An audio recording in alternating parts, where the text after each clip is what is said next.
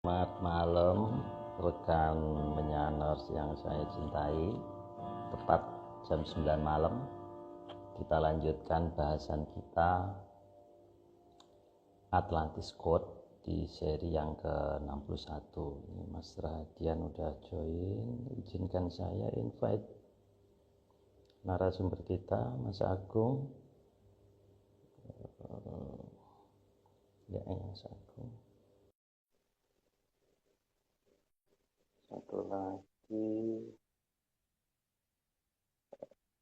narator kita. Halo Pak. Halo Mas Agung. Iya Bentar, Pak. Mas Agung, saya satu lagi biar saya tenang. Nah ini narator kita. Iya. Bukan. RN soalnya pakai ejaan RN D. Nah ini.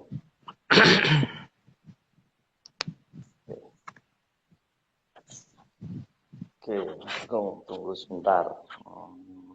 Siap, Komandan. Gimana Mas Agung? Situasi? Situasi baik Pak. Dan Oke. semuanya terkendali. Iya ya. Bentar Mas Agung. Nah, oke, udah invite ini statusnya Mbak Dino.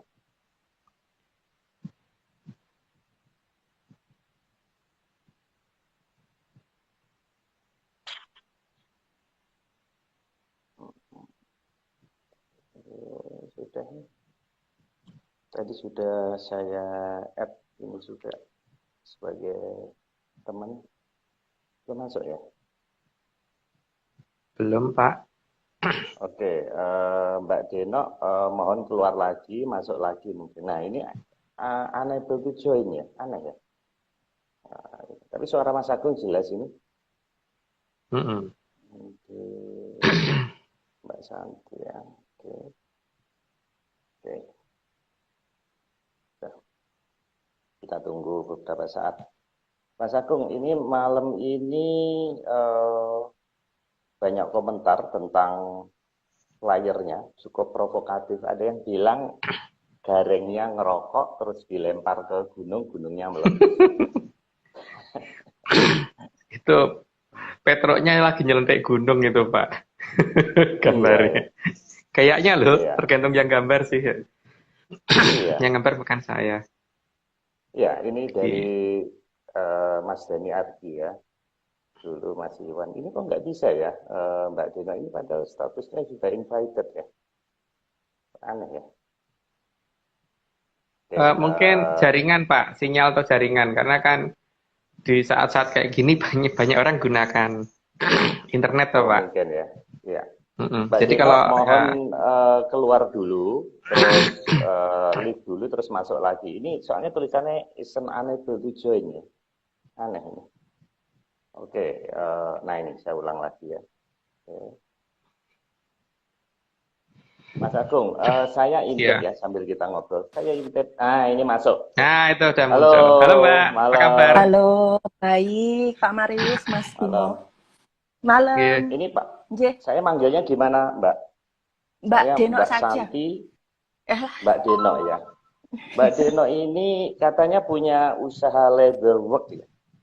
J, Ya, iya, rekan-rekan silahkan follow Instagramnya, namanya Kudel Leather ya. Kenapa namanya Udel, Mbak? itu dulu zaman tahun 2011 itu kan saya sering buatin sofa sama bantal dari kulit, Pak. Itu Hmm, kebetulan kan bidang saya yang lain juga interior. Nah, hmm. terus ada kulit sisa nih, gitu. Terus saya bikin tas. Saya bikin tas, kok banyak yang lihat dan banyak yang suka. Ya sudah, saya keterusan bikin sampai sekarang. Hmm. Oke, keren, keren. Jadi rekan-rekan menyaners ada 91 di sini. Selamat datang. Silakan follow Instagramnya Mbak Deno. Ini namanya Kudel Leather ya, Kudel. Nggih. Di Saya nggak di tahu di artinya edge aja kudelnya Pak. apa. Oh Di ya, edge aja Pak. KUDEL terus laser kulit. Terus satu lagi KUDEL titik katalog pakai C katalognya. Tapi arti kudel itu apa Mbak? Bahasa Kawi atau bahasa apa? Itu pengucapan itu aja sih sebenarnya, lafal biar gampang aja. Awalnya itu dari kata kadel, memeluk. Kan tadi awalnya dari bikin bantal, ya kan? Bantal kan dipeluk gitu. Terus ya menyesuaikan lidah yang nyaman lah ya. Oh ya. Cadel gitu. Oke, matur suwun Mbak. Tunggu sebentar Mbak. Ini ada saya ngobrol dulu dengan Mas Agung, ada beberapa hal. Mas Agung, ini saya nengok ini saya. Nah, ini seperti Aryo ini Mas Aryo. Iya betul, Aryo. Ini lucu banget ini Mas. Ini diupload kira-kira berapa jam yang lalu ya, baru 10 jam yang lalu, ini 215 view. Ini rekan-rekan menyanur, jadi ini membahas tentang manusia kera, manusia kera dan manusia modern gitu. Jadi asal-usul manusia Pak. Asal-usul manusia, ini keren banget ini. Jadi manusia itu sebetulnya duluan mana gitu. Kalau yang hilang kan manusia keranya. Jadi kan ada tiga tipe. Manusia kera, terus manusia gitu manusia modern. Nah, yang hilang itu manusia keranya. Nah, kalau manusia keranya yang hilang, kita menuju kemana? Menuju ke kera atau mau menuju punah atau gimana itu? Nah, ini menarik sekali. Selama ini nggak kepikiran Mas ya. Terus satu lagi Mas, saya intip ini antara dewa Mesir dan Bosnia ya. Tapi ngomong tentang burung juga Mas ya tadi ya. Iya, bukan burungnya Pak Marius ya. Ini cukup menarik juga 2 hari yang lalu, silakan. Dan komennya cukup meriah rekan-rekan. Kalau apa namanya, kalau mau play, open mic nama channelnya ya. OPENMIK. Oke Mas Agung, ini saya dikomplain sama Raffi, ini saya putar sebentar nih. Raffi ini ngirim, jadi ini di Thailand, ini cuma 12 detik. Jadi di Thailand ini Mount Budo itu tanggal 29 Juni, belum lama ada penampakan seperti ini.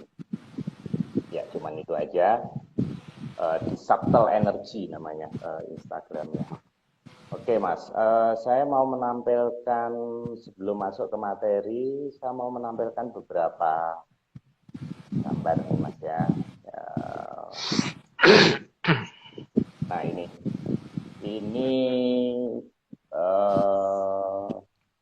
apa ini? Star Trail ini. Star Trail ada penampakan seperti apa ini? Seperti kayak hujan meteor ya. Terus ini ada satu terang ini. Kemudian satu lagi ini dari Mas Wisanggeni ya. Ini di Pelawangan Mas Agung ya, di Merapi ya penampakan. Iya di Merapi ya Mas. Beberapa hari yang lalu. Kemudian ini di Pelabuhan Kamal Madura. Nah ini saya play. Moga-moga suaranya bisa masuk karena saya pakai earphone.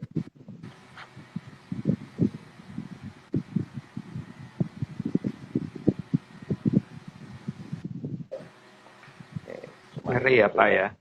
Suara ngeri sekali nih. Ini luar biasa ini. Seperti ini ya, dasar. Oke, terus masih satu lagi Mas. Nah ini penting ini Mas. Nah ini Mas Agung harus menjelaskan ini. Ini penampakan seperti bulan tapi kok kayak tumpuk-tumpuk. Nah ini gimana Mas penjelasannya Mas? Itu kan yang saya ceritakan kemarin, mungkin itu kesalahan kamera atau kejujuran kamera Pak ya. Tapi kalau dilihat secara detail sih memang kelihatan 3. Jadi bukan kelihatan 2 tapi kelihatan 3. Nah, tapi masalahnya gini Pak, memang ini kan di selatan kita ini lagi ada suatu perayaan besar. Sehingga untuk menghormati perayaan tersebut kan ini Sang Hyang Bathara Kamajaya sama Sang Hyang Bathari Ratih kan memang merencanakan untuk menghormati dengan cara mengajukan bulan purnama, sehingga purnama akan dimajukan sekitar, kalau nggak salah, saya salah hitung Pak ya, karena ini nama harinya, nama ininya kan beda ya dengan di kita ya. Nama bulannya juga beda itu, jadi ada perhitungan yang beda antara sini dan sana itu. Cuman kalau saya hitung menggunakan Cipoa Pak, semoga saya nggak salah hitung, itu purnama akan dimajukan 5 hari Pak, jadi di tanggal 19 gitu, karena di sana lagi ada perayaan besar sejak tanggal 12 kemarin. Gitu, dan efek dari perayaan tersebut di alam sana gitu Mas. Oh, bukan di alam sana, mau sana itu bukan gaib kok. Jadi Atlantis lagi ada perayaan emang. Sehingga kalau kelihatan seperti ada meteor yang aneh, ini kipas angin ini kenceng banget. Sama ini bau sambelnya masih nyengat. Jadi masak nasi goreng ke sambel lomboknya banyak banget jadi. Biar nggak ngantuk Mas. Biar nggak ngantuk. Itu kalau kelihatan ada banyak hal yang aneh di bumi memang jadi wajar, karena memang di sana lagi ada perayaan besar dan mereka mulai akan secara bertahap menunjukkan diri mereka ada gitu kan Pak. Ya monggo dititeni aja apakah saya salah hitung apa tidak, tapi kalau saya tidak salah perhitungan saya seharusnya purnama akan maju menjadi tanggal 19 bukan tanggal 24, jadi maju 5 hari Pak ya. Nah, versi menyan ya, bukan versi meteorologi geofisika ya, bukan versi astronomi ya. Tapi ini versi menyan. Purnama akan maju 5 hari menjadi tanggal 19. Kiranya begitu. Kalau saya nggak salah hitung tuh. Nah, kalau Cipoa saya nggak salah ya. Oke. Nah, mengenai yang double ini gimana Mas? Seperti kayak tumpuk. Ya karena memang di belakangnya ada balai kambang Pak. Dan balai kambang itu gede. Balai kambang itu bukan kapal kecil. Jadi gedenya sama bumi aja belum tentu kalah gede gitu loh. Gitu. Itu dibangun kan pertama kali di zaman Mahaprabu Kandiawan, terus kok Kandiawan sih siapa tuh namanya? Sama Mahaprabu Kano. Sama Mahaprabu Kano dan beberapa. Makanya kan negara yang punya istana balai kambang cuma negara kita, Pak. Yang lainnya kan nggak jelas istana balai kambangnya. Tapi ya nggak tahu ya, mungkin karena saya nggak pernah baca sejarah negara lain gitu. Ini kalau dilihat dari belahan bumi lain, Mas Agung, penampakannya seperti ini juga atau hanya dari sisi Nuswantara aja? Saya belum tahu, karena belum bertanya ke teman-teman yang di luar sana. Wah, ini sambelnya ampun. Oke, Mas Agung. Saya rasa cukup ya. Nanti kalau rekan-rekan kurang puas, nanti kita bahas di Zoom 2 minggu lagi yang sedang disiapkan Mas Nogo. Ini sudah ada 124 menyaners yang sudah join, Mas Agung. Kita bisa mulai ya, Mbak Denok ya. Oke, jadi malam ini masih rangkaian Jaya Anggada Balik yang dimulai dari seri ke-55 Kilura Sabdo Palon dan Noyo Ginggong. Jadi rekan-rekan yang baru join, silakan potongan karena Atlantis Series ini banyak bahasanya. Jadi ini bahasan Jaya Anggada Balik ini kita mulai dari seri 55, malam ini 43 plus 1 slide. Kita mulai dari slide pertama. Silakan Mbak Deno. Jadi Pak Marius matur nuwun. Bumi adalah salah satu planet yang berada di antara dinginnya alam raya. Kayaknya nggak perlu dijelasin ya Mbak ya, udah jelas deh. Langsung dilanjut aja nomor 2. Sehingga daerah yang jarang terkena panas, baik dari dalam maupun luar bumi, akan cenderung membeku.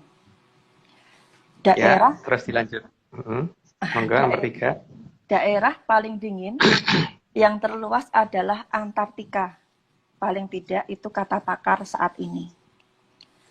Ya, karena ya saat ini yang bisa dilihat itu kan Mbak. Tapi kan kita belum tahu, karena ada banyak daerah yang masih ditutupin saat ini kan. Sehingga apakah itu iya atau enggak, nah itu enggak tahu. Tapi paling tidak berdasarkan pelajaran saat ini itu gitu. Pelajaran-pelajaran di sekolah maksudnya. Enggak lanjut Mbak. Walaupun tidak seluas kutub selatan bumi, daerah terdingin lainnya adalah kutub utara bumi. Ya, itu nggak aneh. Dilanjut aja Mbak. Beberapa daerah dengan ketinggian maksimal seperti puncak gunung yang tinggi juga bisa menjadi daerah yang sangat dingin. Walaupun ini harusnya aneh ya, karena kan yang namanya panas itu, kalau saya dari waktu saya masih sekolah dulu di ilmu pengetahuan alam ya, tapi nggak tahu dinamain pengetahuan alam atau ilmu pengabdian alam ya, yang benar atau ilmu pencuekan alam. Karena gini, katanya kan yang namanya panas itu bergeraknya ke atas. Terus udara yang berat, yang mempunyai berat jenis lebih tinggi itu berarti kan udara dingin ya, harusnya kan bergerak ke bawah. Tapi kenapa yang dingin tetap bertahan di atas dan yang panas tetap bertahan di bawah gitu kan? Jadi sebenarnya aneh sih. Tapi ya nggak tahu ya, itulah yang terjadi saat ini gitu. Dan nggak tahu itu sesuai dengan teori yang beredar apa tidak, tapi nyatanya alam bertindaknya seperti itu kan. Oke, lanjut Mbak. Ini di open mic kayaknya dibahas juga Mas ya dengan Mas Daan. Iya, iya dibahas juga Pak. Karena sebenarnya kan aneh toh Pak, karena kan terbentuknya angin laut menuju ke darat itu kan katanya pada saat-saat siang hari daratan terkena sinar matahari, maka di daratan panas. Karena di daratan panas, maka udara di daratan bergerak menuju ke atas. Itu loh, ada kata-kata itu loh, udara panas bergerak menuju ke atas, gitu kan. Karena di daratan kosong, udaranya nggak ada, maka kemudian diisi udara dari laut, sehingga angin dari laut bergerak ke arah daratan. Nah, terus udara di laut kosong, maka udara dari atas, yang udara dingin turun ke bawah. Nah, itu ada kata-kata gitu, udara dingin turun ke bawah. Karena udara di atas laut kemudian kosong, maka udara panas yang di atas tadi bergerak menuju ke laut yang atas, gitu. Nah, tapi kan pernyataan pakar kan begitu, udara panas itu bergeraknya ke atas. Bahkan kalau Pak Marius ngerokok aja kan asap panasnya bergeraknya ke atas, nggak ada asap bergerak ke bawah toh Pak. Nah iya, itu kan, tapi kan masalahnya kenapa makin ke atas makin dingin, kenapa udara dingin itu nggak mau bergerak ke bawah dan udara panas yang di bawah nggak mau pindah ke atas gitu kan, itu masalahnya kan. Terus dilanjut, Mbak. Daerah yang dingin atau terlalu dingin tidaklah akan sanggup menyokong kehidupan, karena kehidupan butuh panas. Namun, daerah yang terlalu panas juga tidak bisa menyokong kehidupan. Ya, karena kehidupan itu bisa berlangsung langgeng itu kalau suhunya tepat gitu, tidak terlalu panas dan tidak terlalu dingin gitu. Kalau terlalu panas ya nggak bisa sesuatu hidup, kalau terlalu dingin ya nggak bisa gitu. Monggo dilanjut dulu Mbak. Daerah yang panas atau terlalu panas akan membuat air menjadi sesuatu yang langka karena akan cepat menguap. Apalagi, Terus, Mbak? kalau api muncul dengan jumlah yang cukup banyak, yang ada justru akan membasmi kehidupan di bumi. Ya itu. Jadi kan di sini berarti kan kondisi api yang ada ini harus terkendali ya, jangan terlalu besar, tapi dibutuhkan. Tapi juga jangan terlalu besar. Tapi harus ada, karena kalau tidak ada juga orang nggak bisa hidup. Butuh juga, panas itu kita butuhkan juga, tapi panas yang over juga tidak kita butuhkan. Jadi harus semuanya itu harus serasi gitu. Oke lanjut Mbak. Kayak kompor Mas ya, kayak kompor ya. Kompor nggak boleh terlalu gede dan terlalu kecil ya. Kalau pakai kalau kita masak kan kita tidak perlu pakai tanur untuk peleburan baja atau Pak. Iya kan, gitu kan. Tapi juga kita nggak bisa masak kompor pakai lilin yang kecil gitu loh. Masak sayur untuk masak bakso satu dandang pakai satu lilin itu juga lama banget gitu kan. Jadi harus tepat pada ininya lah. Yang dibutuhkan gitu loh. Panas ya diperlukan sebatas yang dibutuhkan gitu. Oke lanjut. Api juga bisa muncul dari gunung yang meletus, yang mengeluarkan lava pijar yang sanggup membakar apapun. Selain panas yang keluar berupa api, bisa juga keluar panas yang berupa awan panas. Di Jawa dikenal sebagai wedhus gembel. Ya di sini kan api itu yang berasal dari alam macam-macam kan. Ada yang bisa datang dari gunung berapi, dari dalam tanah, dari atas, dari manapun. Jadi ini kita harus mengerti dulu polanya api dari mana, dan setelah itu kita harus ngerti yang bawa siapa, dan setelah ngerti yang bawa siapa, berarti polanya seperti apa, mantranya seperti apa, dan bagaimana menguasainya gitu kan. Oke lanjut Mbak. Maka sudah tugas dari manusia untuk menjaga alam raya ini agar semua makhluk bisa hidup dengan nyaman. Ya, kalau kalau kita nggak ada gunanya untuk apa gitu. Jadi kita diciptakan kan memang semua makhluk diciptakan ada gunanya termasuk manusia. Sehingga ya kita diciptakan sebagai makhluk dengan derajat yang cukup tinggi ya harus bisa menguasai ini semua. Jangan cuma memitoskan aja bisanya gitu. Oke, lanjut. Mas Agung, bentar, Mas Agung tadi bilang diciptakan. Jadi Mas Agung aliran bahwa kita ini tidak evolusi atau gimana Mas? Kok diciptakan?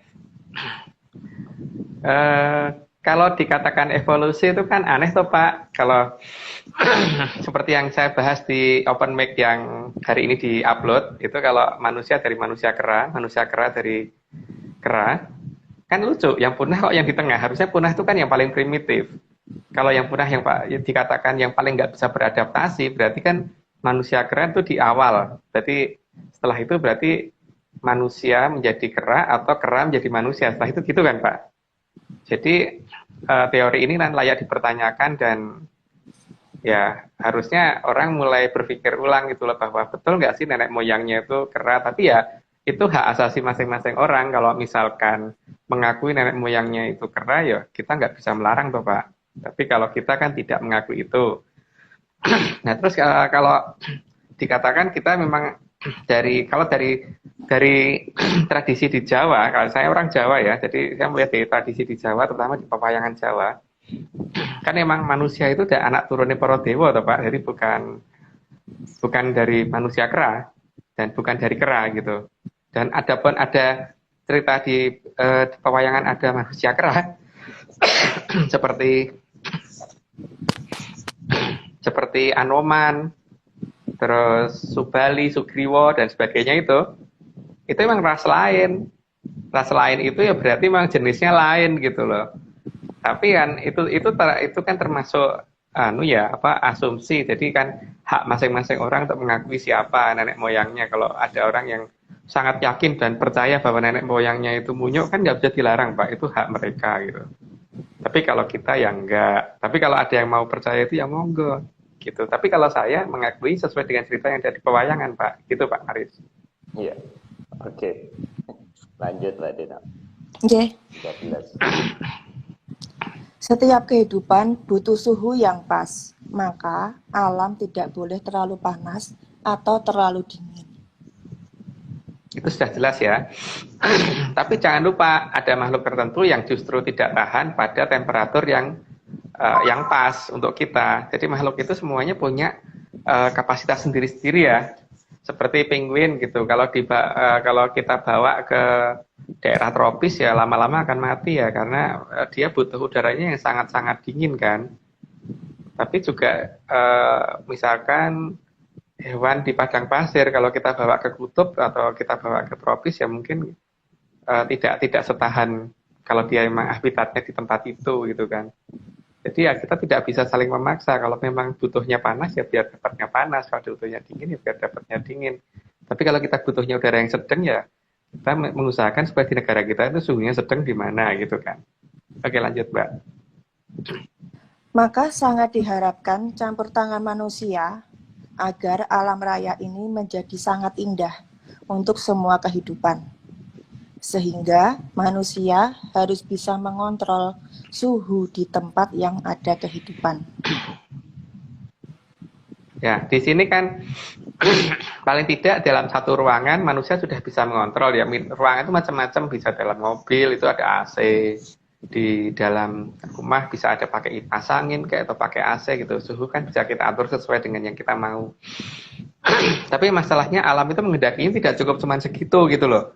Di luar pun harusnya suhu ini bisa kita kendalikan sesuai dengan yang diharapkan untuk kehidupan makhluk hidup yang lain. Jadi kan kita egois kalau cuman di dalam kamar kita yang kita bikin udaranya nyaman, teman-teman di luar enggak gitu kan. Oke lanjut dulu Mbak. Peran serta manusia sangat diharapkan oleh para sanghyang, sehingga beberapa batara yang salah satunya adalah Sanghyang Batara Wisnu pernah diperintahkan untuk turun dan mengajari manusia untuk menjaga kestabilan suhu di Arcapada dengan tujuan agar semua makhluk bisa hidup dengan baik. Ya, karena di sini memang Bathara Wisnu tahu persis bahwa tidak bisa semuanya di suhu ruangan yang kita nyaman. Tapi juga ada suhu yang harus terlalu dingin dan harus ada suhu yang terlalu panas. Karena memang makhluk itu macam-macam. Sehingga aturan itu yang Bathara Wisnu ajarkan ke manusia pada maksa itu gitu. Supaya kita tidak memaksakan bahwa tempat yang butuh dingin kok dikasih panas, atau tempat yang butuhnya panas kok dikasih sedang gitu, enggak, supaya seperti itu. Jadi supaya serasi dengan kondisinya. Oke, lanjut, Mbak. Selain mengajarkan kepada manusia, para sangyang juga akan mengawasi penggunaan dari kekuatan alam yang bisa untuk mengatur panas dan dinginnya bumi. Nah, disinilah makanya diturunkan beberapa kekuatan, dan kekuatan itu yang dipakai untuk mengatur panas dinginnya alam. Oke, lanjut dulu, Mbak, daripada nanti nabrak yang setelahnya. Oke. Saat ini, beberapa kekuatan alam memang sedang dititipkan di Atlantis. Dan penitipan tentunya ada batas masa habisnya. Maka, begitu tiba saatnya, kekuatan alam itu akan dikeluarkan dari tempat penitipan. Ini hampir sama dengan cerita-cerita yang sebelumnya ya. Jadi memang semuanya itu ada masanya. Penitipan itu ada masa habisnya kan. Sehingga harus dikembalikan, dan karena mereka tidak suka ngehai sesuatu punya orang. Jadi memang ya kalau sudah saatnya dikembalikan ya akan dikembalikan. Oke, lanjut dulu, Mbak. Mas Agung, saya kok jadi ingat kata-kata Bung Karno ya, yang sambil telunjuknya, kutitipkan bangsa dan negara ini kepadamu. Itu apa juga sandi, Mas? Kok ada kata-kata titip? Memang iya, Pak. Memang iya. BK itu sangat itu. Bahkan beliau tidak mengkoreksi lagunya W.R. Supratman kan. Karena dia tahu persis ada kata-katanya kan, di sanalah aku berdiri, Pak. Bukan di sinilah aku berdiri gitu kan. Jadi kan dititipkan di sana sebenarnya kekuatan itu. Oke, Mbak, lanjut. Oke. Atlantis sangat paham bahwa kekuatan alam tersebut memang harus dikembalikan bila saatnya tiba. Karena itu, memang milik para Mahaprabu di Nuswantara. Ya, walaupun sebenarnya mereka juga bingung karena diserahkannya ke siapa. Karena sampai dengan hari ini kan memang yang harusnya menerima itu belum kelihatan ya. Nggak tahu apakah mereka sudah ngerti siapanya, ya nggak ngerti ya. Tapi paling tidak untuk saat ini kan untuk di kita belum bisa kelihatan siapa. Yang jadi masalah kan ini memang harus dilepas dulu supaya supaya tidak menjadi monopoli satu orang gitu. Jadi supaya semua orang mencoba dulu gitu, supaya kelihatan dewa itu adil. Tapi lanjut dulu aja, Mbak. Sehingga sangat diharapkan oleh alam raya ini agar kekuatan alam yang bisa mengatur panas tersebut bisa ditangkap oleh salah satu orang dari peradaban kita. Ya, itu sudah jelas ya kayaknya. Dilanjut dulu, Mbak. Tapi tentu juga harus ada kemauan dalam menangkap sang kekuatan alam tersebut.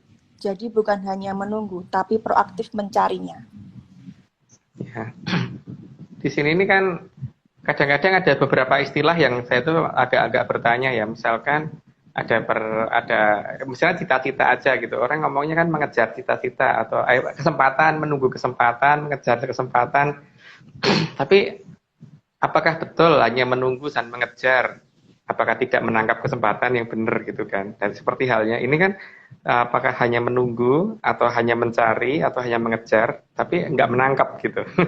Yang paling penting kan bagaimana menangkap ini kan, supaya ini bisa dipakai untuk kemakmuran semua makhluk yang ada di bumi gitu. Oke, Mbak, mengerti lanjut. Oke. Salah satu penyebab panas yang bisa berbahaya kalau dibiarkan lepas adalah Sang Aji Kumbalageni. Ya, ini Aji Kumbalageni itu memang salah satu yang dimiliki oleh para Mahaprabu zaman dulu. Nah, itu kenapa kok dimiliki? Karena logikanya itu kalau itu dilepas, maka daerah kita kan berubah menjadi panas banget. Makanya ditangkap supaya panasnya itu tidak keluar. Jadi dipegang oleh beliau. Jadi malah justru beliau lah yang merasakan kepanasan setiap hari. Itu yang namanya pengorbanan beliau waktu itu gitu. merasakan panasnya dalam dirinya sendiri, sementara orang lain jadi nyaman, tapi dia yang kesiksa sendiri karena merasakan panasnya itu. Oke Mbak, mau dilanjut. Bentar Mas Agung, saya tanya. Kalau di Timur Tengah yang padang pasir dan tanah, apa itu berarti Aji Kumbolo Geninya tidak bisa dikendalikan? Saya tidak ngomong masalah Timur Tengah Pak ya, cuman Timur Tengah itu kan ada sesuatu hal yang aneh, nanti akan kita bahas di open mic sih itu. Tapi tidak Timur Tengahnya, tapi yang menyangkut padang pasirnya itu nanti. Jadi tidak saya ceritakan di sini sekarang ya. Cuman masalahnya gini Pak, jika memang ada yang sanggup untuk mengambil sesuatu hal yang panas di sana kemudian membawa dalam dirinya itu, maka seharusnya daerah itu jadi nggak panas. Itu ada di cerita pewayangan kita Pak. Dan raja-raja kita zaman dulu mengorbankan dirinya dengan cara seperti itu. Jadi mending dia yang kepanasan, tapi masyarakat satu negara tidak merasakan panasnya lagi gitu, tapi merasakan udara yang nyaman gitu. Oke, monggo dilanjut. Apa gimana, ada pertanyaan lagi Pak? Enggak cukup. Menarik. Oke, kita lihat nanti di open mic. Silakan Ya, Pak. Selain bisa menyebabkan panas, Aji Kumbolo Geni juga bisa digunakan untuk menyirnakan bangsa berkasaan yang mengganggu manusia. Ya, karena memang mereka kalahnya sama itu ya untuk perkasaan itu. Jadi kan makanya dalam orang ketika mau moksa yang terakhir, setelah 63 dari saudara kita itu dipanggil keluar satu persatu, dimasukkan dalam Kumbolo Geni supaya kembali. Jadi supaya tidak ini. Nah, begitu juga dengan berkasaan, ya dihabisinnya pakai itu, bukan diesemi ya, bukan disenyumi gitu, tapi dengan Kumbolo Geni kalau zaman dulu. Oke, mungkin dilanjut Mbak. Aji Kumbolo Geni juga merupakan salah satu kekuatan yang biasanya digunakan untuk menghilangkan raga saat akan kembali ke Sang Pencipta. Ya, Pak, karena itu adalah salah satu dari rangkaian sastra Mandologiri yang digunakan untuk moksa kan, untuk kembali seraga-raganya. Jadi ya memang nenek moyang kita dulu kan tidak kalau pulang ya pulang gitu. Jadi seraga-raganya dibawa pulang. Beda dengan orang yang sekarang, raganya ditinggal. Oke Mbak, lanjut. Semua jenis raksasa, bahkan sang yang Betari Durga, sangat takut kepada pemilik Aji Kumbolo Geni. Maka Aji Kumbolo Geni ada dalam sastra Mandalagiri. Ya, itu dalam cerita Sudomolo ada itu cerita itu. Jadinya mungkin kalau pengen lebih detailnya kenapa Betari Durga itu takut dengan Kumbolo Geni, monggo dilihat di sastra Sudomolo. Ya, semoga bisa mendapatkan yang asli tapi. Oke, monggo dilanjut Mbak. Sang Aji Kumbolo Geni adalah kekuatan alam, sebuah terapan, bukan sekedar kata-kata indah ataupun kata-kata bijak. Nah ini kan kadang-kadang yang namanya mantra itu diarti-artikan terus malah diterjemahkan nggak jelas ya. Padahal yang namanya mantra itu kan memang tidak untuk diartikan ya. Karena mantra itu password. Seperti halnya Windows kalau diganti jendela ya nggak akan jalan. Karena walaupun artinya sama tapi ya passwordnya itu Windows, bukan jendela gitu kan. Jadi kadang-kadang di sini yang namanya filsafat ini yang menjauhkan kita dengan tradisi. Jadi kalau dulu saya pernah debat dengan beberapa orang namanya apa ya, Dharma, lupa namanya saya. Itu orang filsafat, katanya kalau mau belajar filsafat itu belajar filsafatnya dulu lah. Menurut saya malah salah, belajar filsafatnya itu malah nggak nyambung semua ya. Jadi yang menurut saya kalau belajar filsafat yang dapat nanti akan menjadi baik tapi nggak jadi sakti. Yang jelas pasti itu kalau belajar filsafat. Mau dilanjut Pak. Manusia yang akan menerima harus sanggup mengukur kemampuannya atau tidak. Karena memang sangat berbahaya. Seperti yang sudah dijelaskan di seri 55 dan 56. Kalau kita menerima Kumbolo Geni itu kan berarti kita ada hawa panas yang kita masukkan ke dalam diri kita ya. Itu ada banyak hal yang harus kita kita mengerti bahwa satu, kita juga harus menjaga jarak terhadap orang lain.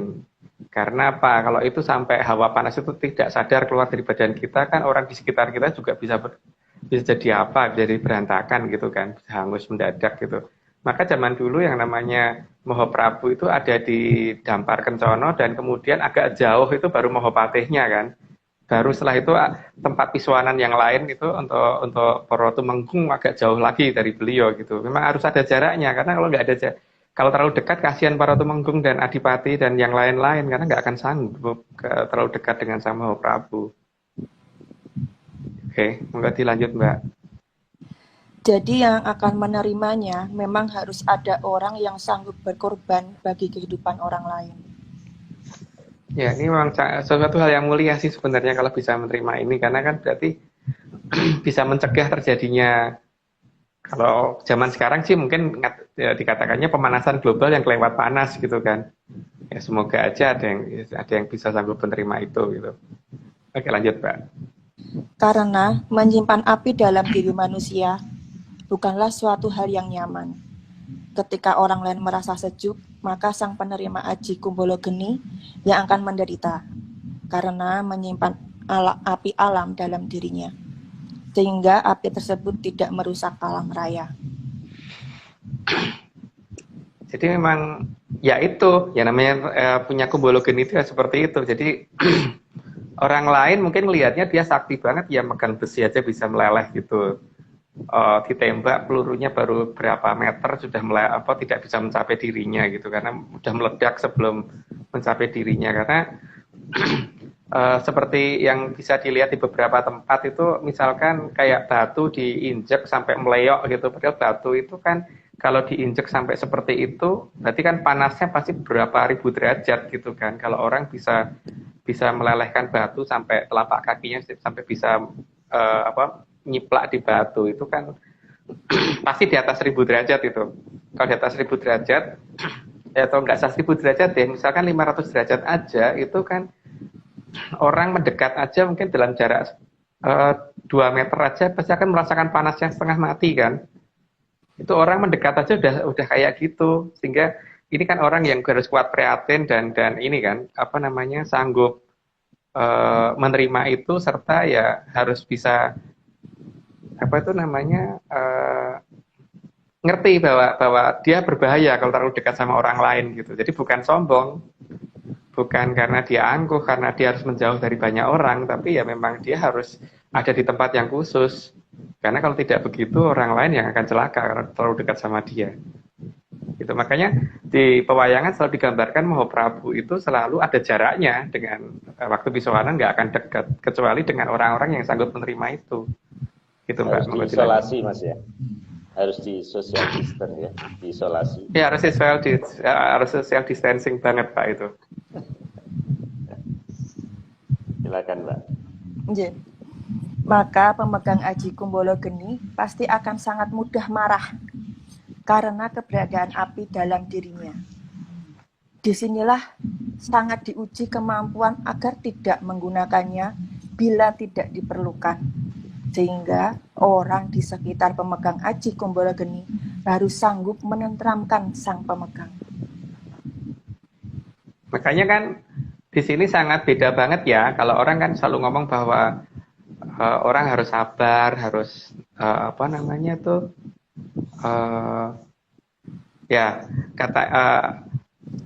beda banget ya. Makanya kan orang-orang sakti yang di Indonesia kayak Werkudara itu kan sifatnya orangnya senggol murub jawil mubal kan, bukan tipe-tipe orang yang lemah lembut dan ini gitu loh. Seperti yang diceritakan banyak orang bahwa untuk bisa sakti harus sabar, harus ini, enggak. Sangat jauh dari itu. Makanya orang yang megang ini biasanya nggak bisa sabar, karena memang ya dia menghadapi hawa panas yang setengah mati. Makanya sekitarnya lah yang harusnya bisa membuat dia menjadi tidak marah. Dan kalau marah memang bahaya sekali. Tapi kalau dia marah dan merusak semuanya, berhadapan sama Bathara Wisnu. Menurut cerita wayang. Begitu. Monggo dilanjut Mbak.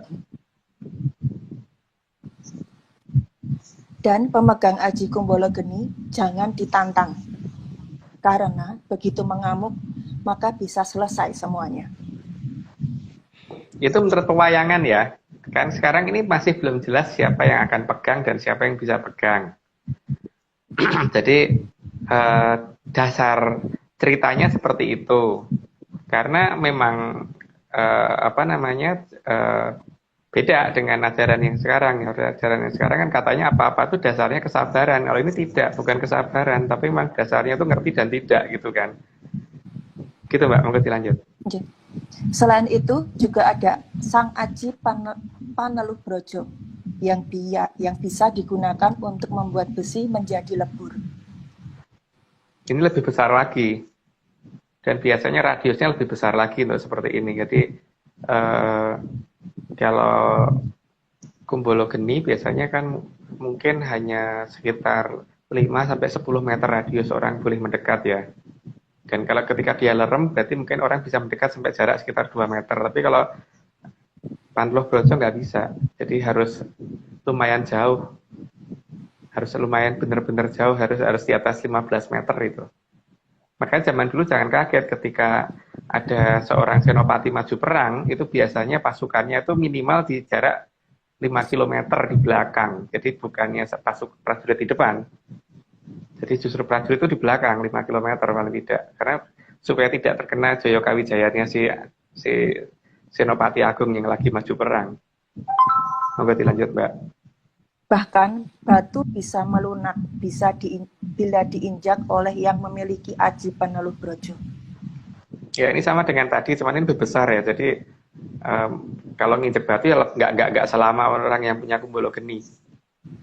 Kalau Kumbolo Geni kan diinjek berapa menit gitu baru meleyok gitu kan, baru bentuk mencetak kaki kita gitu. Tapi kalau Paneluh Brojo sekali injek aja pasti udah langsung beres itu, bentuknya langsung seperti itu. Lanjut Mbak. Sebaiknya tidak sebentar. Jadi saya ini juga punya aji-aji ini Mas. Nih saya gedekan. Jadi wah ini nggak kelihatan ya. Ini tulisannya Giri Lawu. Nah, cuman ini tadi saya suruh moto nggak. Ini sebetulnya kaki saya Mas. Ada telapak. Oh. Iya, jadi puluhan tahun lalu sebelum Mas Agung cerita saya sudah punya. Ini ada telapak, ini ada tanggalnya. Sebetulnya ini tadi, ini gara-gara COVID pandemi, jadi nggak karu-karuan sekarang Mas. Ininya tamannya rusak. Nah, ini sebetulnya ada kaitannya dengan Mas Agung dan Mas Nogo. Ingat nggak Mas tempat ini? Ya ingat lah Pak. Nah ini batunya di bawah sini, batunya ini, yang tadi. Oh. Posisi ini di sebelah kanan. Loh. Ingat nggak ini? Ingat, tapi beda loh Pak antara batu kali dan semen. Kalau batu andesit itu kan beda ya, strukturnya lain dibandingkan dengan semen. Nah, kalau dicor sama semen kan lain Pak. Ayo. Nah ini Mas. Jadi ini tempat kita waktu dulu ngadain gathering itu Mas, inget nggak? Iya, tahu.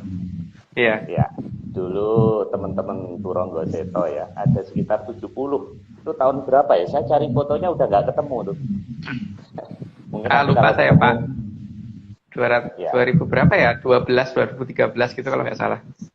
Iya. Jadi rekan-rekan penyanyi kita pernah ngadain acara offline dulu. Di sini di lantai 2 ini. Oke, kita lanjut Mbak Dino. Sebaiknya tidak terlalu dekat dengan pemilik Aji Paneluh Brojo karena bisa sangat berbahaya. Maka orang yang memiliki Aji Paneluh Brojo juga akan berusaha menjaga jarak dengan orang lain di sekitarnya. Sangat berbahaya bagi orang yang berada di dekatnya apabila secara tidak sengaja sang pemilik Aji Paneluh Brojo mengeluarkan suhu ribuan derajat Celcius. Itu sudah jelas ya, sudah dijelaskan tadi ya kayaknya. Tapi ya itu tadi, monggo terserah kalau ini dianggap mitos apa tidak ya itu haknya masing-masing. Tapi di zaman dulu itu ada beneran gitu kan. Dan mungkin tidak sampai hanya zaman dulu loh. Kalau kita melihat di beberapa pedesaan itu beberapa orang-orang tua itu masih kadang-kadang kalau anaknya naik sepeda terus kemudian sepedanya jatuh terus pipa sepedanya peyok gitu kan dibenerinnya pakai tangan. Jadi bukan dibawa ke tukang ketok magic gitu. Bahkan di beberapa tempat tukang ketok magic masih menggunakan model seperti itu, tapi tidak sebesar Panuloh Brojo gitu kan. Pakai diolos pakai tangan gitu, halus lagi gitu. Ada yang begitu kan. Oke Mbak, mengerti lanjut. Maka pemegang aji Panuloh Brojo cenderung akan menyendiri, dan itu adalah salah satu bentuk tanggung jawab dan pengorbanannya. Ya makanya disebutnya kan piningit kan, satria piningit. Ya, kenapa begitu? Karena memang dia harus menjauh dari banyak orang kan untuk sementara ini. Sebelum dia bisa mengendalikan itu semua, kalau dia yang menerima. Gitu. Oke Mbak, mengerti lanjut. Pemegang aji Panuloh Brojo pasti bukan dari kalangan yang senang berpesta, karena bisa membahayakan banyak orang. Nah kalau dia berpesta, lagi jingkrak-jingkrak itunya keluar kan habis semua. Bisa kobong semua kan. Nggak bisa. Dia bukan tipe orang seperti itu. Memang harus menyendiri. Nggak suka bukan party. menyendiri karena dia bukan menyendiri karena dia suka bertapa, tidak, tapi demi keselamatan orang lain gitu. Mengerti lanjut Mbak. Bahkan alam akan membuat kondisi agar orang saling menjaga jarak sampai benar-benar ada manusia yang sanggup menerima sang aji Panuloh Brojo. Agar nantinya semua orang bisa mengerti seberapa berbahayanya aji Panuloh Brojo itu. Tapi juga seberapa penting aji Panuloh Brojo tersebut. Ya, karena ini kan juga bisa dipakai untuk mengendalikan temperatur bumi ya. Jadi kalau itu dilepas ya ambiar semua, bisa banyak kebakaran di sana sini dan sebagainya gitu. Itu berdasarkan cerita di pewayangan dan berdasarkan dongeng saya ya. Jadi ini anggap aja dongeng loh, jadi jangan dianggap serius. Gitu Mbak, monggo dilanjut Mbak. Maka pemegang aji Panuloh Brojo haruslah orang yang sanggup berkorban, seperti lilin yang menerangi sekitarnya sampai dirinya habis termakan api. Ya, di sini kan pertama dia pasti orang yang kesepian ya, karena mendekat ke orang lain kan akan sulit. Karena kalau dekat sama orang lain kan orang lain yang akan celaka kalau dia nggak sengaja. Tapi masalahnya kan kondisinya itu adalah ketika ini sudah kepegang, terus pada saat kepegang itu apakah dia sudah bisa mengendalikan atau belum? Kalau sudah bisa mengendalikan pasti dia akan diizinkan untuk bergabung ke masyarakat luas. Tapi ketika belum ya dia harus menyendiri sampai benar-benar bisa. Kalau tidak ya bahaya benar untuk banyak orang. Karena dia tidak ngamuk cuman lewat aja, itu kan bubar semua kan, baru lewat. Kalau Panuloh Brojo bisa sampai lebih dari 5 km itu efeknya. Oke Mbak, mau dilanjut. Tapi alam tetap memberikan pilihan dan tidak ada paksaan, jadi manusia bisa menolaknya. Karena alam sangat menginginkan ada manusia yang dengan legowo menerima kekuatan tersebut, serta bersikap sangat bijaksana setelah memilikinya. Ya, di alam nggak ada paksaan ya. Jadi kalau nggak gini kamu harus gini, apa kalau nggak gini kamu dihukum, enggak. Yang ada mau nggak mau ya sudah orang lain gitu kan. Tapi biasanya alam nggak akan salah pilih. Kalau milih ini biasanya ininya memang yang dipilih itu pertama memang mau dan memang bisa gitu. Jadi memang sudah ini, karena kan seperti halnya yang kita ceritakan masalah pesawat terbang itu dari atas itu kan bisa ngelihat landasannya cukup apa tidak gitu kan, lebarnya cukup apa tidak, panjangnya cukup tapi kalau lebarnya kurang kan juga nggak bisa untuk mendarat, lebarnya cukup panjangnya kurang juga nggak bisa mendarat, harus pas panjang sama lebarnya serta sistem komunikasinya harus ada gitu kan. Nah, sekarang landasannya cukup, lebarnya cukup, tapi sistem komunikasinya nggak ada juga nggak bisa kan. Tetap butuh itu semua kan. Artinya kan kemampuan kontak juga harus ada. Oke, monggo dilanjut Mbak. Sang Satrio Piningit akan dapat jatah paling akhir, agar tidak ada yang menyatakan bahwa dewa itu tidak adil. Juga agar manusia bisa membedakan mana yang asli dan mana yang palsu, mana yang hanya merasa bisa tapi tidak bisa merasai, juga yang hanya bisa mengakuinya padahal tidak mampu. Kan banyak yang merasa ngerti Mbak saat ini, merasa ngerti, bahkan ngajarin banyak orang, tapi sebenarnya itu bener apa enggak kan kita nggak ngerti kan. Nah, di sini nanti alam akan menunjukkan ini semua bahwa oh ini sebenarnya benar-benar ngerti dan benar-benar bisa, atau sebenarnya nggak tahu tapi pura-pura tahu gitu kan.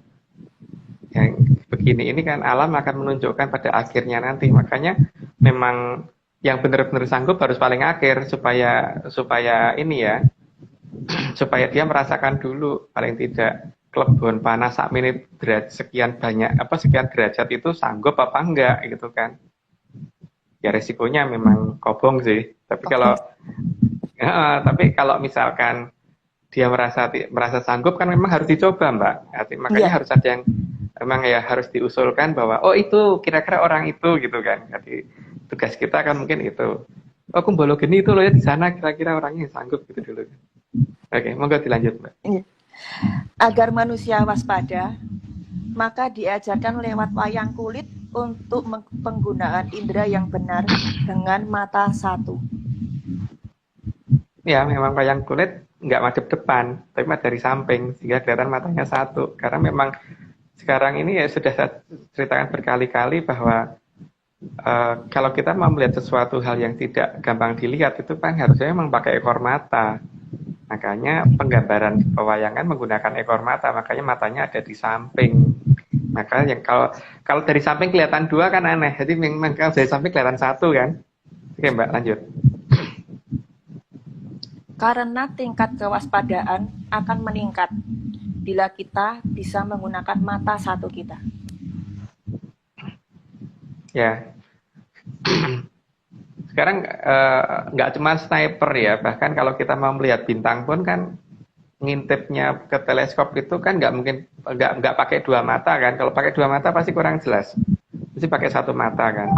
Jadi memang ya mau dianggap salah atau benar, tapi kenyataannya orang kalau menggunakan mata satu itu lebih teliti kok, termasuk menggunakan mikroskop dan sebagainya gitu. Walaupun saat ini ada mikroskop ya pakai dua mata, tapi kalau mata satu dipejamkan pasti lebih jelas. Oke Mbak, lanjut. Karena mata satu akan lebih gampang dipakai untuk mengenali apapun dengan mudah, baik yang benar maupun yang salah. Tapi tentu dengan latihan yang tepat dan cukup. Ya, karena kalau misalkan kita asal gunain aja ya belum tentu kelihatan kan. Tapi masalahnya kan yaitu tadi ada masalah kesiapan mental juga kan. Karena melihat sesuatu hal yang tidak wajar, yang tidak umum dan tidak biasa dilihat orang itu kadang-kadang kan tidak semua orang sanggup ya. Yang ada malah pingsan nanti kalau melihat yang aneh-aneh gitu. Jadi memang itu semua butuh latihan dan butuh kalau dalam bahasa Jawa itu harus tatak, tangguh, tanggon, terengginas, tutup gitu kan. Jadi biar tidak terkejut dan tidak takut dan tidak minder dan tidak ini ya jangan sampai terjadi itu misalkan gini. Kalau ya ini cerita kita zaman kecil dulu ya. Kalau zaman kecil dulu itu kan anak-anak itu karena nggak ada mainan sehingga kadang-kadang kita itu bikin kayak nini towoan gitu tau Mbak, zaman aku kecil dulu itu kan biasanya kan nini towo ini pada saat kita bikin dari batok kelapa yang kita kasih tangan, kita kasih baju, terus setelah itu kan kita ngejar-ngejar makhluk-makhluk aneh gitu kayak kuntilanak dan sebagainya, Pak, yang lucu-lucu gitulah kita masukkan supaya itu bisa nari-nari gitu. Jadi kalau zaman dulu tuh kita ngertinya kan kalau kuntilanak itu kalau kita kejar sampai kabur karena dia mau kita pakai untuk bikin mainan kan. Kemudian setelah itu supaya gampang nyarinya lagi maka kita batasin suatu tempat gitu, kita minta tolong Cidangyang supaya dibatasin wilayah itu. Jadi di situ tempat kita buang mereka, jadi dikatakan tempat anak buang jin gitu. Ya cuman saya terkejut ketika saya kembali ke desa saya saat ini kan itu semua berubah ya. Orang seusia saya sekarang lihat kuntilanak takut, terus kemudian daerah itu dikatakan tempat jin buang anak, kan kebalik banget. Jadi di sini juga ada masalah mental kan di situ, tidak semua orang sanggup gitu.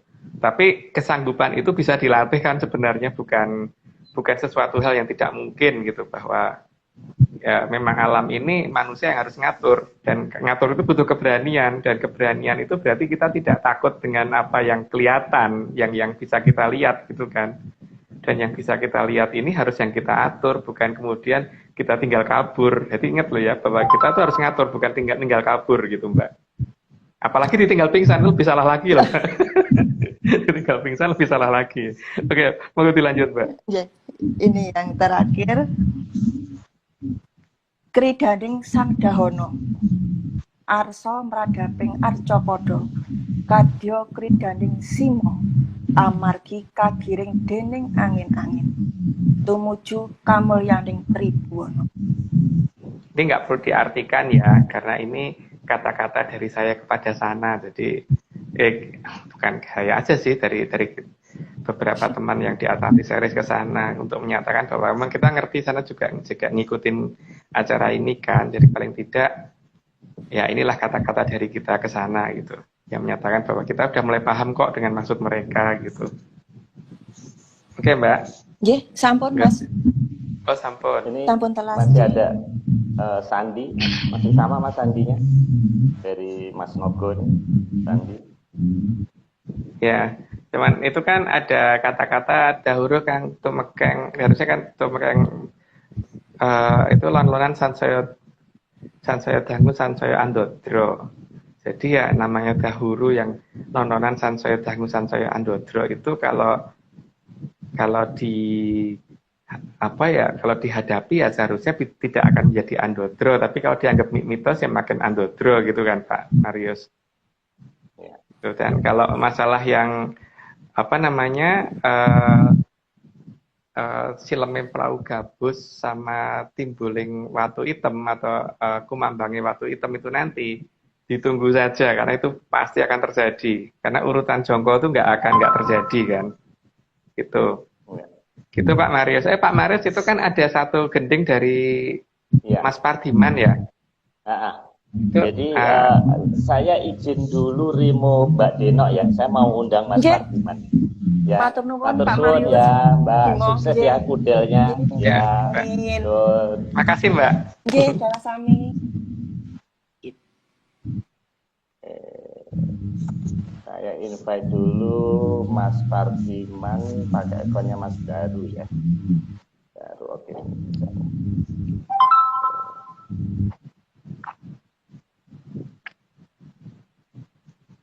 Semoga bisa masuk nih Mas Pardiman.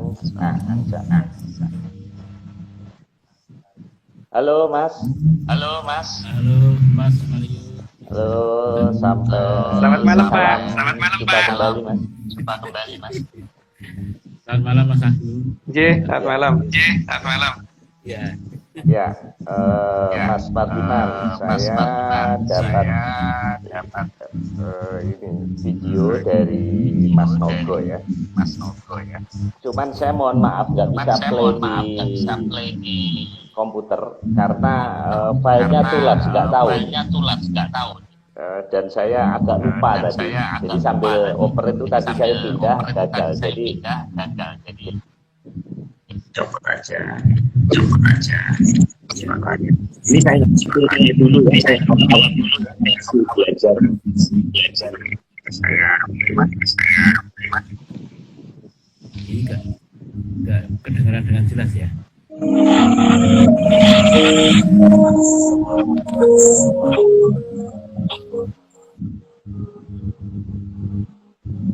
Nggak jelas.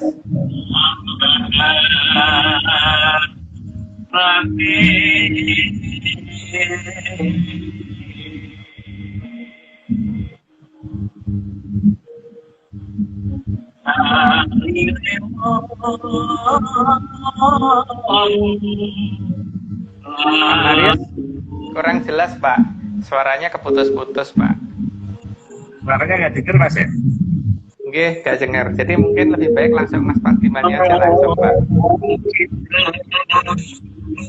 Karena ini menyangkut keadaan yang akan terjadi kan Pak. Itu dari gentingnya yang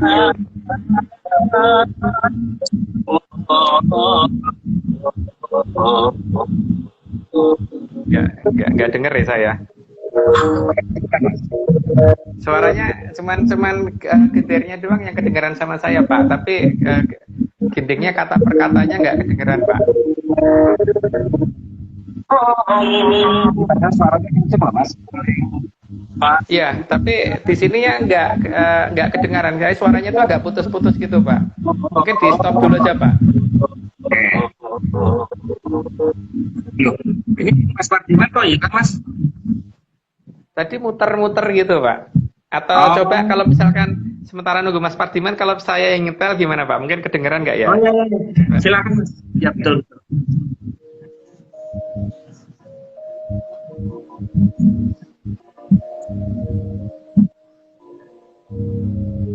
Dengar nggak, Pak? Gending anunya belum, ini gendingnya belum, baru ininya doang.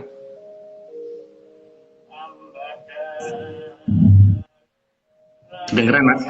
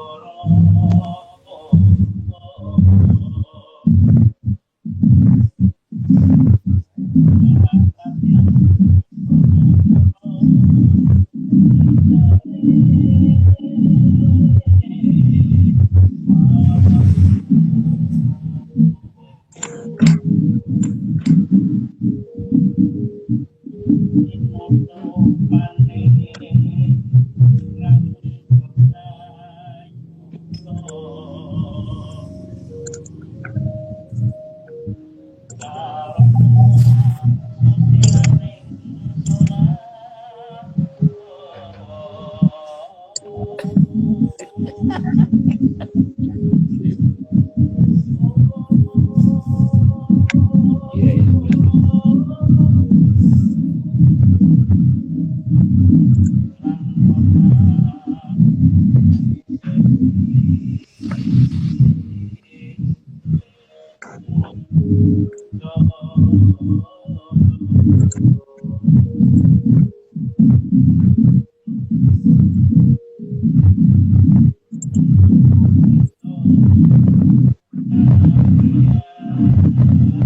Gimana, Mas?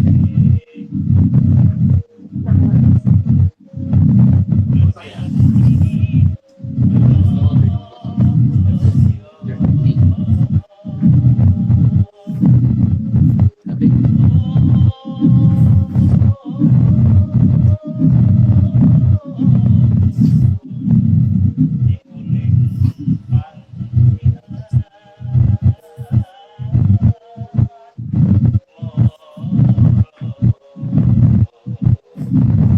boleh, Mas.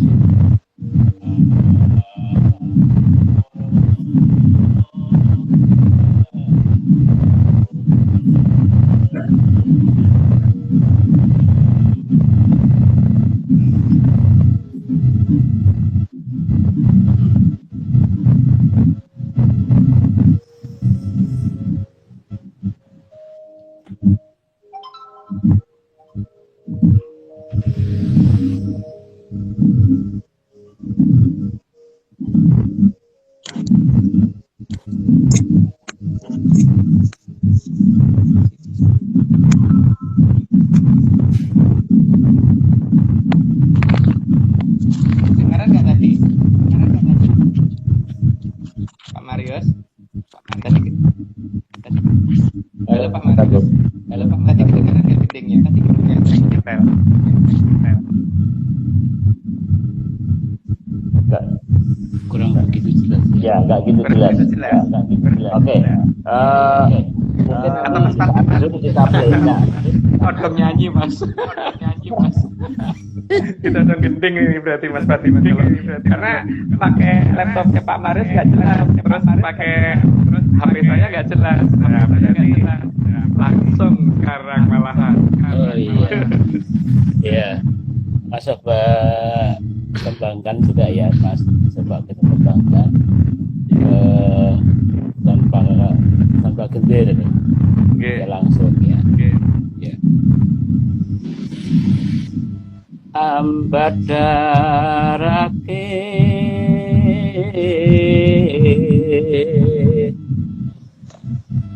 salire wong laku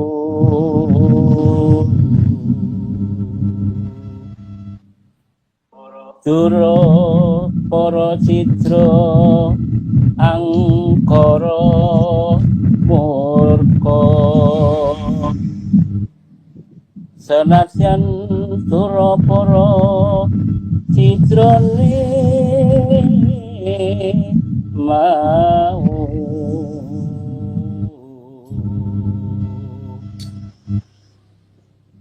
tinutupane rangkep sayuta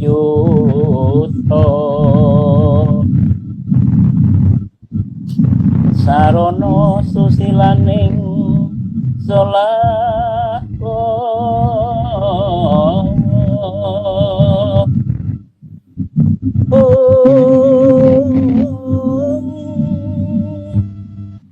lan memanising wicara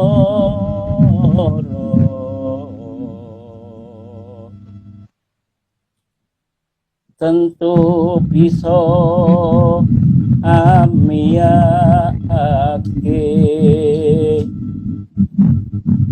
bedil muni Surabaya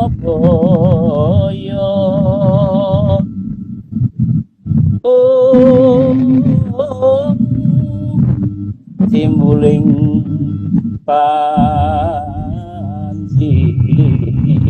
asmara panji asmara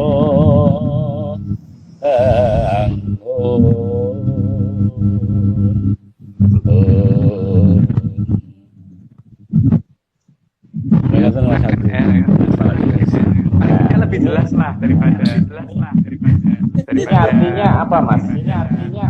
Soalnya ada bedil, Surabaya segala ini apa? Surabaya segala. Moga Mas Pasiman. Ya. Ya ini karena apa ya? Biasanya kalau merangkai tembang ini kan berdasarkan apa yang kami rasakan pada apa ya suasana tertentu. Seperti dulu kita pernah membuat sebuah komposisi Indonesia Sakti. Ya sebenarnya Indonesia kita tulis saktinya itu apa dari kata sakit tapi kita coret jadi sakti. Itu Indonesia sakit tapi kita coret jadi sakti. Nah itu karena membaca keadaan seperti itu. Nah kemudian ketika menulis ini ya ini karena beberapa kejadian yang saya tidak bisa bayangkan kalau misalnya PPKM ini dilanjut sampai sekian ini kan bagaimana orang akan boleh tangannya juga gitu. Nah ini makanya ya seperti dituntun aja rasanya yang muncul kalimat seperti itu. Makasih Mbak Mali. Iya. Masa. Ya. Memang kalau seniman itu halus ya. Bisa menerjemahkan kejadian terus dalam satu seni. Jadi ini lagu ini sebelumnya belum ada Mas Pardiman ya. Yang diciptakan di masa pandemi ini ya. Ya itu sampai dengan genderan juga dengan ya ini belum ada lagunya. Memang ini semacam seperti suluk dan lagon gitu ya. Jadi memang dalam wayang kulit itu kan ada sifatnya lagon untuk mengiringi suasana. Misalnya raja itu sedang mendelong atau sedang marah, sedang apa itu ada sulukan. Kalau marah itu namanya dodo, tapi kemudian kalau legek atau mendelong rasanya itu lagon. Nah ini campur nih kalau Mas, ada lagon juga ada sulukan, jadi semacam dia ini merasakan hal yang terjadi di sini. Aku bayangkan ke depan. Ya. Pak Mario, biasa. mungkin Nah. mungkin ada beberapa kata yang mungkin saya terjemahkan sedikit ya. Karena di sini kan ada bedil muni ngadu logo ana ing Surabaya. Tekan bengkong kagiring pring Raden Putra. Atau itunya jadi ditulis apa enggak itu jelas di sini ada menunjukkan suatu kejadian bahwa ya yang kita harapkan kan semuanya menjadi lebih tentram ya, lebih damai lah. Tapi ya di beberapa jongko memang ada sesuatu yang menunjukkan itu gitu kan. Nanti mulai akan kelihatan ketika tanah Jawa kasingget-singget ini kan sudah terjadi. Terus negara ilang ngrenge itu sudah terjadi.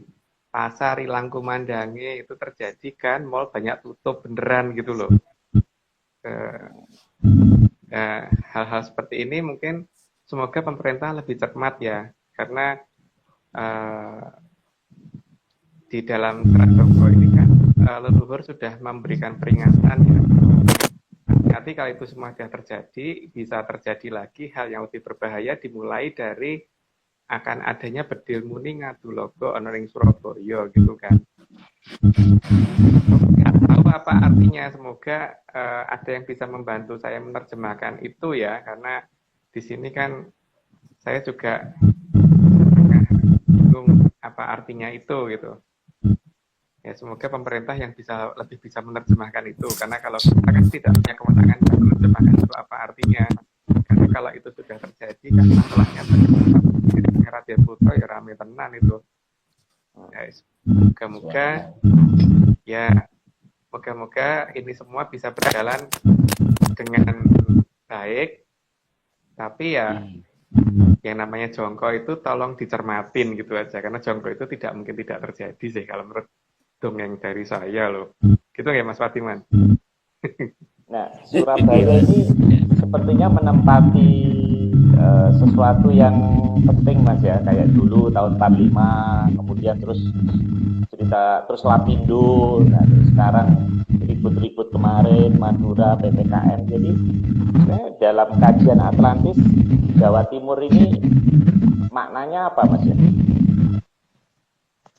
Karena kan ada kata-kata juga begini toh Pak, rikala Madura Nagari meh gathuk mring Surabaya, itu kan ada kan, dan kenyataannya itu sudah terjadi kan.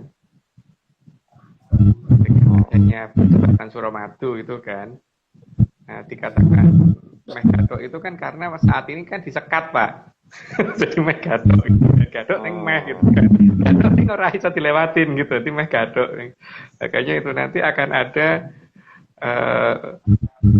wiwitane goro-goro gitu loh. Makanya di sini kan ya karena ini mumpung belum terjadi, semoga pemerintah lebih bijaksana dalam melihat ini semua ya. Sebelum ada bedil muni ngadu logo ana ing Surabaya. Karena itu ada di jongko, bukan saya yang nulis loh. Gitu. Gitu Pak Mario. Oke. Menarik. Ini rekan-rekan masih ada 110 Mas Agung. Jadi 2 minggu lagi kita mau ngadain Zoom ya, rencana ya. Mas Novo juga sudah setuju. Nanti mungkin ini Mas Fatiman bisa kita play atau nyanyinya kalau Zoom lebih stabil ya dibandingkan Instagram. Nanti bisa kita kupas lagi Mas Fatiman lagunya. Terima kasih rekan-rekan penyanyi semuanya yang tidak bisa saya sebutkan satu persatu. Terima kasih Mas Radian yang sudah upload tag, dan juga Mas Novo, Pak Iwan, dan Mas Dani Ardi yang telah menyiapkan slide. Karena menyiapkan slide butuh semalaman ya. Ya Mas Agung. Saya ucapkan selamat juga untuk yang di kita ya, karena lagi ada perayaan yang mungkin Bathara Kamajaya juga akan memajukan purnama menjadi tanggal 19. Semoga ini acara di sana berlangsung meriah gitu. Oh ya, di sana ada PPKM nggak Pak? Oh nggak ada Pak. Oh nggak ada. PPKM-nya cuma sampai ke selatan kita Pak, tapi ke selatan lagi nggak ada PPKM Pak. Oh iya. Oke, terima kasih Mas Doni. dari Museum Wayang Kekayon, ada Bonetli itu ternyata dari Hong Kong, temennya Mbak Nuni, juga rekan-rekan yang lain. Terima kasih, kita ketemu lagi Rabu Menyan. Topiknya masih Jaya Anggabada balik, Mas. Ya. Kayak yang kita balik yang terakhir, karena setelah itu kan kita zoom terus kemudian kita ganti topik lain, Pak. Benar ya, karena ini kan saya juga harus melihat ini apa namanya, katanya Mas Nogo sih jangan spoiler dulu Mas. Jadi nggak cerita dulu deh, daripada ini diprotes sama Mas Nogo, jangan di spoilerin dulu gitu katanya. Oke, Mas Wisanggeni, terima kasih kiriman fotonya. Sekali lagi terima kasih ininya Mas Pardiman, bagus sekali. Harusnya sama tadi ya, itu nabu. Itu yang nabu jenengan sendiri juga, Mas? Atau orang lain? Iya. Oh gitu. Iya. Oh. Wah, berarti nanti kalau Zoom ini Mas langsung di depan Mas, langsung live aja gitu. Lebih keren. Baik. Ya, sip. Ya. Terima kasih, matur suwun, salam Menyan, sampai jumpa Rabu Menyan depan. Salamnya.